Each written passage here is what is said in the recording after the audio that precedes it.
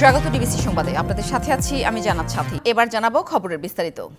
রাজধানীর ধানমন্ডি ৩২ নম্বরে শেখ মুজিবুর রহমানের বাড়িটি গুড়িয়ে দিয়েছে বিক্ষুব্ধ ছাত্র জনতা। বুধবার রাতে বাড়িটিতে প্রবেশ করে তারা হাতুড়ি শাবল দিয়ে শুরুর পর এক পর্যায়ে নিয়ে আসা হয় ৩টি বুলডোজার, যা দিয়ে নিশ্চিহ্ন করা হয় বাড়িটি। এ সময় উল্লাসে ফেটে পড়ে ছাত্র জনতা। স্বৈরাচার, ফ্যাসিবাদ ও আওয়ামী লীগ বিরুদ্ধে বিভিন্ন স্লোগান দেয় তারা। এছাড়াও রাতেই শেখ হাসিনার বাড়ির সুধা সদনেও দেওয়া হয় আগুন। তাদের দাবি, ভবিষ্যতে কোনো ফ্যাসিবাদ যাতে মাথাচাড়া দিয়ে উঠতে না পারে সেজন্য এই কর্মযজ্ঞ। গণ অভ্যুত্থানের মুখে পালিয়ে ভারতে অবস্থান নেওয়া স্বৈর শাসকের ভাষণ দেয়াকে কেন্দ্র করে বুধবার সামাজিক যোগাযোগ মাধ্যম মার্চ টু ধানমন্ডি ৩২ বুলডোজার মিছিলের মতো আরও কিছু কর্মসূচির ডাক দেয় ছাত্র জনতা।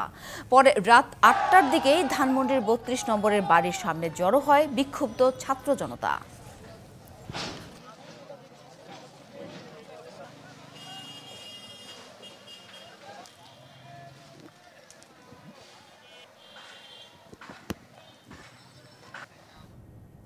প্রায় ঘুরিয়ে দেওয়া হয়েছে ধানমন্ডি ৩২ নম্বরের শেখ মুজিবুর রহমানের বাড়ি। সেখানে আছেন সহকর্মী ইকবাল অনিক, তার কাছ থেকে জানবো বিস্তারিত। অনিক, এর আগেও আপনি জানাচ্ছিলেন যে সেখানে ভাঙচুরের পাশাপাশি লুটপাট চলছে, তো এই মুহূর্তে সেখানকার কি অবস্থা? উৎসুক ছাত্র জনতা কি এখনো আছে? সাথী, আপনি সকাল থেকে আমরা দেখছিলাম হচ্ছে ৩২ নম্বর বাড়িটি, যে শেখ মুজিবুর রহমানের ৩২ নম্বর যে বাড়িটি রয়েছে, বিক্ষুব্ধ বিপ্লবী যে ছাত্র জনতা রয়েছেন তারা কিন্তু গতকাল রাত ৮টার পর থেকে এই বাড়িটি ভাঙচুরের কার্যক্রম শুরু করে। সেই কার্যক্রমটি রয়েছে গতকাল রাতে হচ্ছে সাবেক ক্ষমতাচ্যুত যে প্রধানমন্ত্রী শেখ হাসিনা ছিলেন তারই হচ্ছে একটি ভাষণকে কেন্দ্র করে ছাত্র জনতারা একটি কর্মসূচি ঘোষণা করে। সে মার্চ ফর ধানমন্ডি, সেখান থেকে হচ্ছে বুলডোজার কর্মসূচি, সারা দেশব্যাপী যে কর্মসূচিটি রয়েছে সেটি কর্মসূচির প্রেক্ষিতে কিন্তু আজকে এই বঙ্গবন্ধুর বাসভবনটি ভেঙে দেওয়া হয়েছে। এবং সেটি হচ্ছে যে এই যে এখানে কিন্তু যারা বিক্ষুব্ধ জনতা রয়েছেন তারা বলছেন যে ফেসিবাদের যে দোসররা রয়েছেন বা ফেসিবাদের যারা কায়েম করেছিলেন তারা যে ১৬ বছরের যে এক অত্যাচার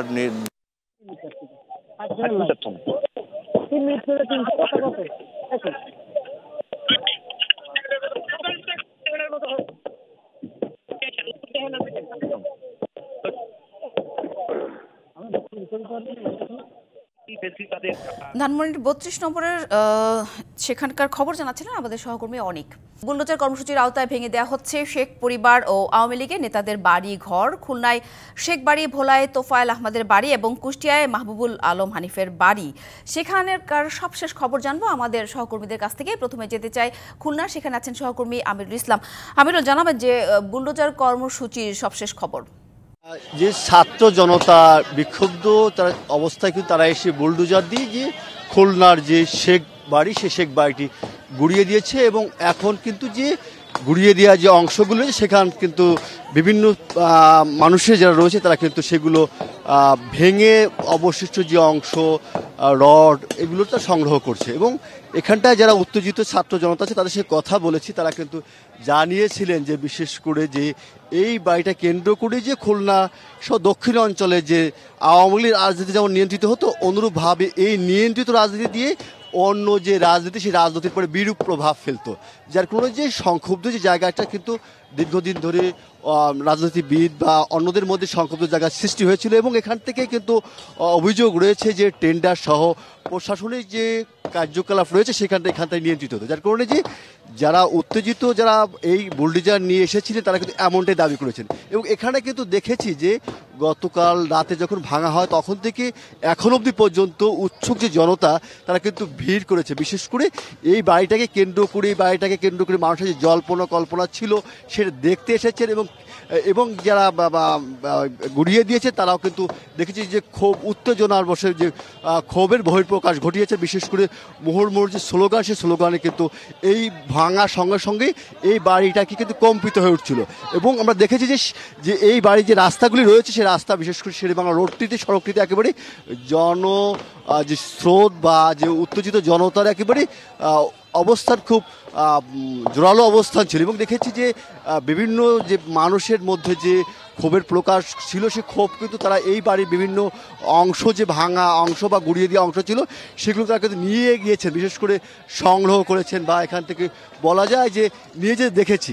যার কারণে এখনও কিন্তু মানুষের যে অবস্থা বিরাজ করছে যে সকাল থেকে মানুষ আসছে এবং দেখছে। বিশেষ করে খুলনার এই যে শেখ বাড়ির যে বাড়িটি রয়েছে, শেখ বাড়ি, এটা কিন্তু একটা আলোচিত বাড়ি এবং এই আলোচিত বাড়িকে কেন্দ্র করে এখানটায় যে ছিল, অবস্থান ছিল, সেই অবস্থাকে কেন্দ্র করে মানুষের যে ভাঙাকে কেন্দ্র করে উত্তেজিত জনতা বা উৎসুক জনতার ভিড় কিন্তু এখনও পরিলক্ষিত হচ্ছে। এটাই ছিল সর্বশেষ অবস্থা। সাথী, আমিরুল, ধন্যবাদ। এবার যাব কুষ্টিয়ায়। কুষ্টিয়ার মাহবুবুল আলম হানিফের বাড়ি থেকে সরাসরি যুক্ত হয়েছেন সহকর্মী সাজ্জাদ হোসেন। সাজ্জাদ, এর আগের আমাদের সহকর্মী যেমনটা জানাচ্ছিলেন যে আমিরুল ইসলাম যে খুলনায় শেখ বাড়ির ধ্বংসের সেখানকার ভাঙচুরের কথা, তো আপনার কুষ্টিয়া সেখানকার বুলডোজার কর্মসূচির কি অবস্থা সব মিলে জানাবেন। সাথী, আসলে আপনি জানেন যে বুলডোজার কর্মসূচির অংশ হিসাবে গতকাল রাতে এই ছাত্র জনতার একটি দল এই পিটিআই রোডে যে আওয়ামী লীগের এক সময়কার প্রতাপশালী নেতা মাহবুবুল আলম হানিফের বাড়িতে তারা এসেছিলেন এবং তারা কিন্তু এখানে এক্সকাভেটর মেশিন নিয়ে এসে এই বাড়ির যে গেট, সেই গেটের একটি অংশ তারা এখানে ভেঙে ফেলেন। পাশাপাশি এখানে যেসব গাছ ছিলেন সেই গাছ তারা এক্সকাভেটর মেশিন ব্যবহার করে তারা উপড়ে দিয়েছেন। পাশাপাশি বাড়ির ভেতরেও তারা বেশ কিছু অংশ নতুন করে ভাঙচুর চালিয়েছেন। বিষয় বলে রাখি যে 4 আগস্ট কিন্তু প্রথম হানিফের বাড়িতে হামলা করেন বিক্ষুব্ধ ছাত্র জনতা এবং এরপরে 5 তারিখে হাসিনা ভারতে পালিয়ে গেলে কিন্তু বিক্ষুব্ধ ছাত্র জনতার একটি দল এসে কিন্তু এই বাড়িতে হামলা চালিয়ে ব্যাপক লুটপাট করেন এবং আগুন ধরিয়ে দেয়। পাশাপাশি গতকাল রাতে হানিফের বাড়ির পাশাপাশি কুষ্টিয়া শহরে জেলা আওয়ামী লীগের সভাপতি সদরউদ্দিন খানের বাড়িতেও হামলা করে বিক্ষুব্ধ ছাত্র জনতা। পাশাপাশি সদর উপজেলা পরিষদের সাবেক ভাইস চেয়ারম্যান আবু তৈয়ব বাদশার বাড়িতেও হামলা চালানো হয় বলে আমরা জানতে পেরেছি। তো আমরা যদি এখানে বলি যে রাতে কিন্তু ভাঙচুরের পর সকালে আমরা আসলে ছাত্র জনতার আর নতুন করে কোনো ভাঙচুর এখানে আমরা দেখিনি, তবে উৎসুক মানুষ কিন্তু এখানে ভিড় জমাচ্ছেন এবং তারা দেখতে আসছেন যে আসলে কিভাবে এখানে ভাঙচুর চালানো হয়েছে এবং সকাল থেকে এখানে উৎসুক জনতার ভিড় আমরা লক্ষ্য করেছি। সাথী, এই ছিল আমার কাছে সর্বশেষ। ধন্যবাদ সাজ্জাদ। এবার যাব ভোলার তোফায়েল আহমেদের বাড়ি থেকে যুক্ত হয়েছেন সহকর্মী অচিন্ত মজুমদার। অচিন্ত, জানাবেন যে ছাত্র জনতার ভাঙচুর কর্মসূচির এখন এই মুহূর্তের কি অবস্থা, আরো কোনো তথ্য আছে কিনা আপনার কাছে? আপনি যেমনটা বলছিলেন, আমরা কিন্তু সকাল থেকেই এই স্পটে রয়েছি। তোফায়েল আহমেদের যে ভোলার আসলে গাজীপুরের বাড়ি রয়েছে, সেই প্রিয় কুটিরের সামনে আমরা রয়েছি।